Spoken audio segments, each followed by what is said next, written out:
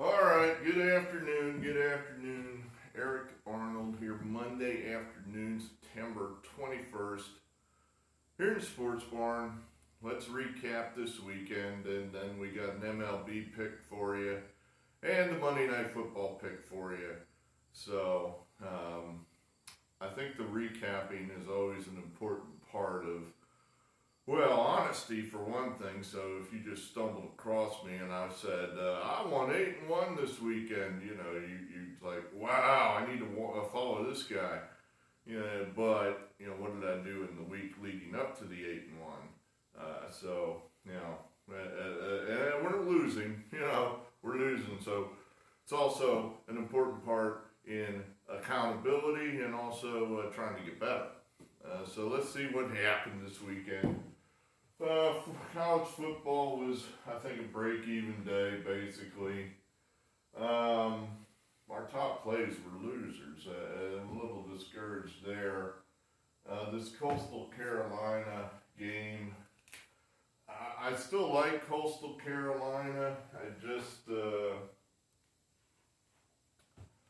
Campbell was just a little too good to cover that big number. The number was too much for us. Coastal got the win, but it just wasn't enough. Same deal here. I guess one of the things the model doesn't count for is motivation. Clearly Lafayette was smelling themselves after that big win at Iowa State. They did not come out well. Georgia State was able to move the ball on them, was discouraged by how well Georgia State was able to match up with Lafayette. Lafayette gets a tight win, which is, that's a mark of a good team. When you don't play well and you still get the W, that's a mark of a good team. Unfortunately, that doesn't help us as we're laying 15.5 points. BC, I didn't know much about this game. I watched some of the highlights. I guess BC has a previous pocket passer from Notre Dame who frankly didn't impress me. But BC looks like they played some really good defense. So Duke, they didn't play well. So BC an easy winner there. This one sucked. This was like a top play, and right away I saw that number and I thought, this is trouble. That's a lot. These teams they play each other every year. That is a lot of points for somebody that you're familiar with. Syracuse sucks. Their offense is awful. Pitt does play good defense. Pitt's offense is just so, though. Kenny Pickett has been there forever. He's a senior. And you're saying, well, if he's any good, he would have gone in the NFL draft. Exactly. So, the Pitt's offense is just so. Syracuse's defense is good. I figured that out watching the highlights. It's like, shit, So, this was an L. What about this game? This is an L. Tulane opens up, 24-0 on Navy, and then they just quit. And I guess Navy broke out like Admiral Farragut at halftime or something, or whatever Navy people do to psych themselves up. But they came out of house of fire in the second half and won the game. It was 24-0 Tulane at half. Navy comes out and wins the game 27-24. One of the great, right out there with John Paul Jones, one of the great naval upsets in United States history. So, sinking us in the process. Thanks, Navy.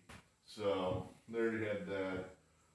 This game, probably another error. That's a lot of points. Tulsa is, Tulsa and Stillwater right next to each other. I should have figured that one. And then, so, there are a lot of Tulsa kids on that team that want to play Big Brother. And we got unlucky here in that the Oklahoma State quarterback gets hurt in the first quarter, and the backups suck. One backup particularly sucked more than the other. Oklahoma State was able to right the ship enough to get the W and not have a total disaster happen. Again, mark of a good team, but they didn't come close to covering. So we were probably in the wrong place on that one. Another victim of the fucking virus. Postponed. Didn't happen. This one we're going to count as a W, and I could probably do a whole show here on when to bet. You know, these numbers I put up here, those are the numbers I have right before I come out here to the barn and shoot the video. I'm not trying to cheat anyone. I'm not trying to hide anything.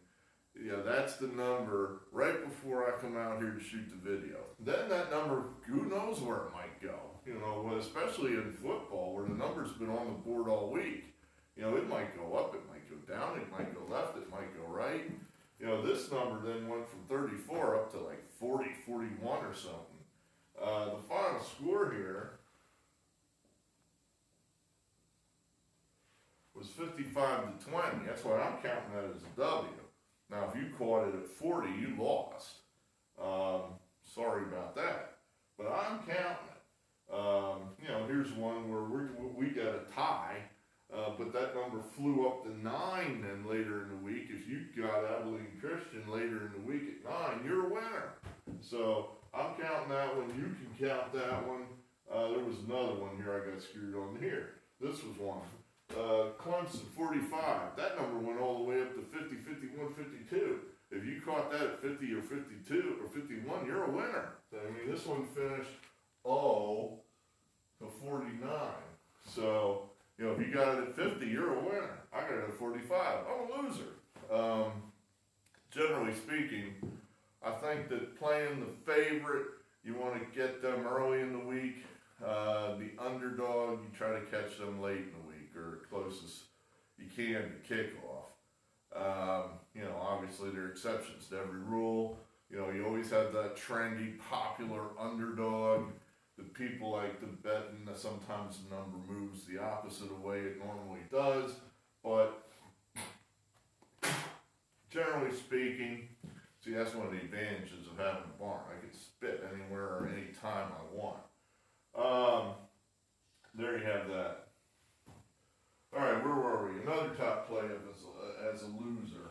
This one was, we were, I think we were in the right place, and San Antonio, they just didn't play all that well. A few well-timed turnovers kept the score just that close to covering. I mean, we had the ball in their territory and took the victory formation at the end. You know, if the game lasted 2 minutes longer, we would have covered. So, you know, I was a could have gone either way deal. That's a loser. This was a winner. I don't think Marshall's that good, but App State didn't play well. So, Marshall the beneficiary. Middle Tennessee stinks. Troy got that one done pretty easy. As I mentioned, we got the wrong end of that number. 0. Our points scored. Clemson, Citadel didn't play well, believe it or not. You know, there's more to Citadel than what they showed against Clemson. They could have played better. It wouldn't have mattered. I mean, you know, the score is a foregone conclusion. In other words, Clemson was going to beat those guys by 49 points, no matter how Citadel played. They would just keep the starters in longer until they got to the 49. So, in my head, when I took it, I thought it would be 42. You know, I thought Swinney's number was 42. As it turned out, it was 49. Oh, well. This was an easy winner. You know, our only top play that won. You know, SMU scored all kind of points and all kind of yards on North Texas as predicted. Miami much the best here against Louisville. Louisville, I don't think has much of a defense. Because Miami really ripped them, gashed them for some big plays all night. Kind of got lucky here. This was a late night lucky. I don't know. I think this is another one where the number moved in Louisiana Tech's favor, where I think the number was upwards of 7.5 by kickoff, and there I'm sitting with poor 5.5. Louisiana Tech, they're pretty good. I mean, Southern Miss, they look better than they did against South Alabama, but still weren't great. Louisiana Tech gets done there at the end with a late last-second touchdown to win the game. And then in a game that I don't know, maybe 4 people in the United States watched, ended up a tie.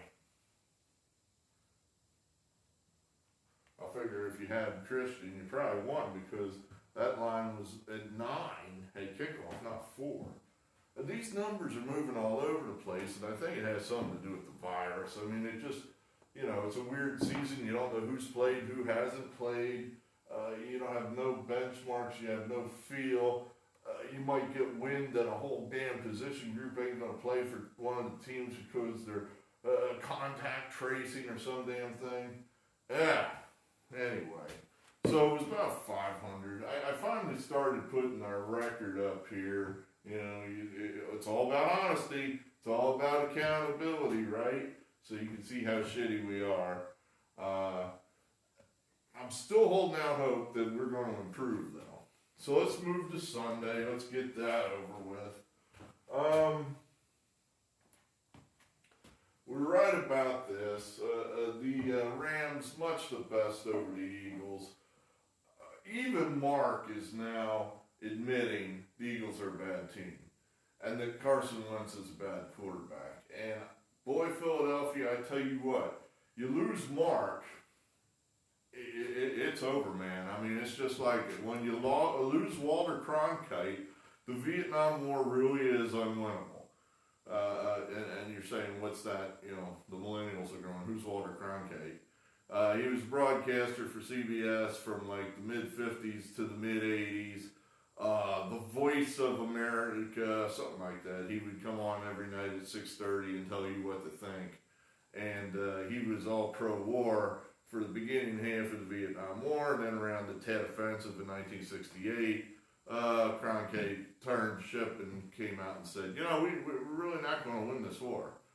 Which was probably obvious to anybody who'd been paying attention already. But when he declared the war unwinnable, then public opinion, I'm not going to say Cronkite turned public opinion all by himself.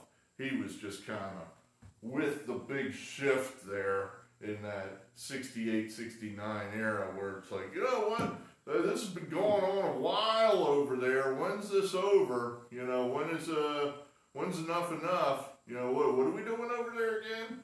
Billy down the street just got killed. Why? What are we doing there? Something about dominoes? What the hell's going on? And then finally, there enough people got together and said enough's enough, where the government had to get out. It only took them like 8 years. But anyway, how did we get in Vietnam? I don't know. The Eagles remind us of the Vietnam War, I guess. It's a disaster. So, but at least we were on the right side of that one. So, that was a winner. We were absolutely in the right place on this game, and we just got brutally unlucky. The Panthers are not a bad team. Their record, shows that, all right, you got me, Bill Parcells. You are what your record says you are, and the Panthers are 0-2, so they're a bad team. But, they were right there with the Buccaneers. I think the Buccaneers are overvalued. They should have covered this game, and they had just a bad break there at the end where Leonard Fournette, in a fall-down victory's formation type of situation, broke away for a garbage touchdown, which covered the number there for the Bucs. So, disappointed, we get the L. I don't know what to say here about the Vikings. It's 2 bad games they've played in a row, and we think they're pretty good, but 2 bad games in a row the Vikings have played, so we take the L there. The Packers, they look like they're all, we think they're good. Right now, they're showing everybody they think they're good. They got down. They were down to the Lions. down at least one score, maybe more, and then, they just turned it on. The Bears, bad team here with the Bears. We get the L. They win but don't cover. They were up 17-0 against a team that had lost their best player, Saquon Barkley, and could not cover. The Bears are a bad team.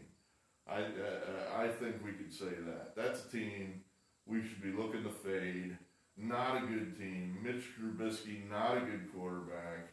We'll be looking to play against them in the very near future. Jaguars, Gardner Minshew continues to show that he's got the goods. They cover, although a close loss at the very good Tennessee team, but they cover, so nice there. We should be looking to fade the Texans. This was a mistake. We should have never been with this one. O'Brien is a vastly overrated coach. Watson is a vastly overrated quarterback. We were in the wrong place there. That was just stupid. Baltimore's an elite team. I guess I wasn't wanting to believe that, but there are just no holes in that Baltimore team. They play excellent defense. They've got the best kicker in the league. And then, their offense is just good enough, It looks ugly, but they do enough. And frankly, they're more explosive than those kind of teams usually are. In other words, we're going to play great defense and good special teams and suffocate you 13-7. Well, Baltimore has a lot of speed on offense, so, they can cover some of these bigger numbers. We're in the wrong place. That was just stupid. Andy did not come through for us here. It's bound to happen, He's coming off a Super Bowl title. At some point they were going to coast and just take a game off. This was it. Turns out the Chargers pulled a Pearl Harbor on us. They started Justin Herbert, or Herbert, is that it? Bobby Hebert, Justin Herbert, are we pronouncing them right? Who's Bobby Hebert, you say? Tyrod Taylor, late injury, not on the report apparently. Out comes the rookie. Chargers come out with a purpose because they, I think, discovered pretty quickly the rookie's better than Tyrod Taylor. And now all of a sudden the Chargers are a live dog, and oh boy. And Chiefs got behind and they could never catch up. They just, I think they would pretty much set their minds like, all right, we're in a fight. We'll do what we got to do here to get the W. And they did. They did. That's what great teams do. They didn't play well, but they got the W. Didn't cover, burning us.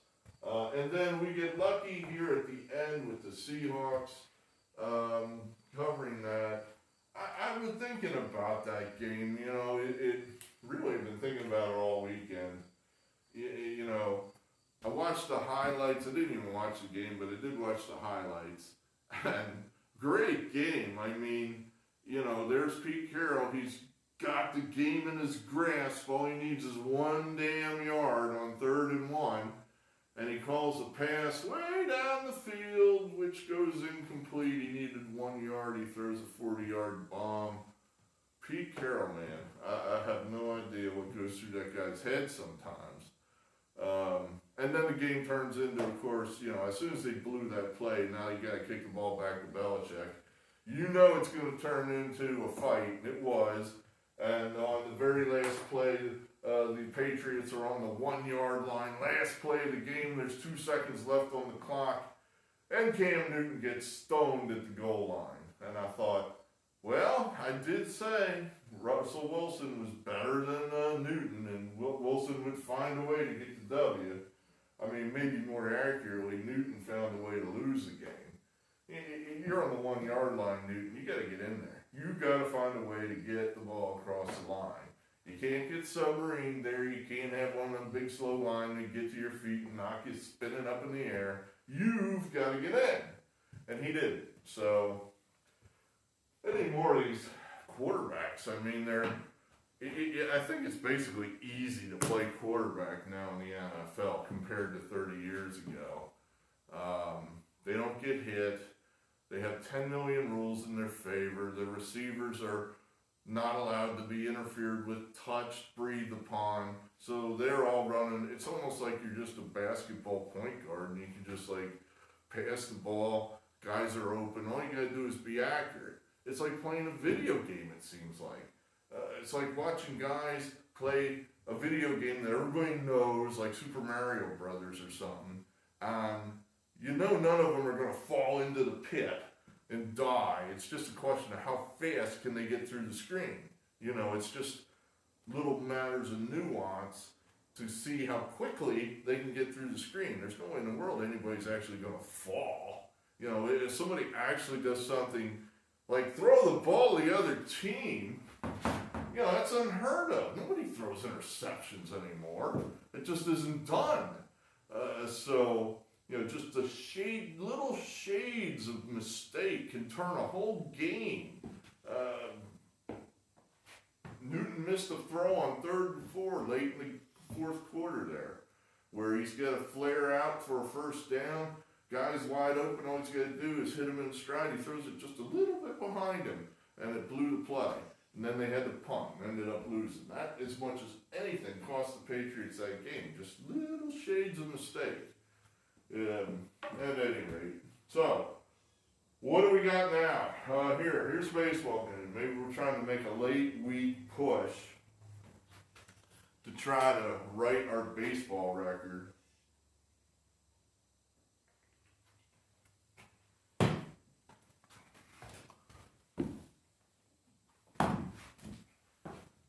Our baseball record sucks, but we had some interesting games this week. I mean, the Phillies, you know, they're playing against the Nationals. Thought I'd wear my Phillies shirt. I'm sure that's breaking some copyright law, but we're trying to beat the Nationals. It's going to be tough. No Real Muto, no Harper, no Reese Hoskins. And I'm tempted to really like this team. You know, I'm tempted to really like some of these underdog dudes now that are out there and have their big chance. So let's see if Adam Hazley, Roman Quinn, Scott Kingery, let's see if these dudes can do it. Come on, let's do it. Let's get this. We can do this. Notice they're not on the board. I don't actually think they can do it, but I hope they can do it. What we do hope or think is going to happen here is Adam Wainwright is going to go out there to Kansas City and beat those guys.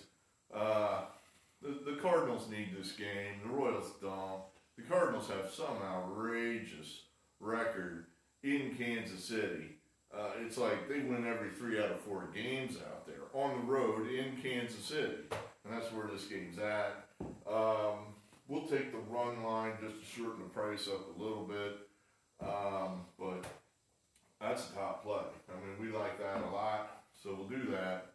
And lastly, what you might be waiting for all this time, and now we're skipping to the end to hear what I think about the Monday Night Football game. You know, difficult. You know, here you got the Saints. That line opened at 6. It's been bet down to 4. What I saw is the majority of the money or the tickets are on the Saints. So I guess what that would tell you is that the smart money is on the Raiders. And I'm like, well, why? Why? Well, I mean, the Saints last week, they played at home against the Buccaneers. Next week, they're in the Dome, the Superdome against the Packers. And now here in the middle, you got the poor old Raiders. So, I look for situations like this. I absolutely do.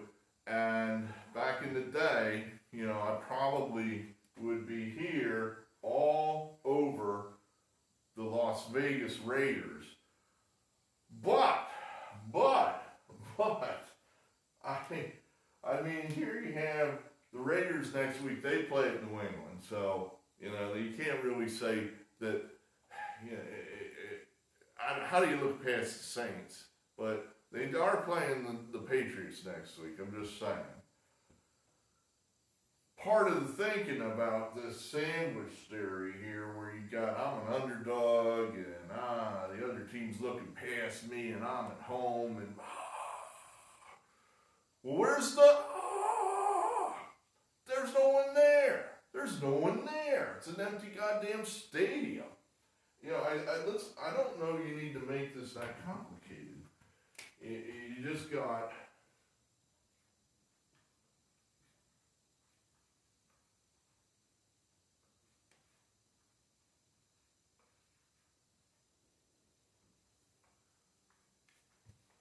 Drew Brees is better than Eric Carr.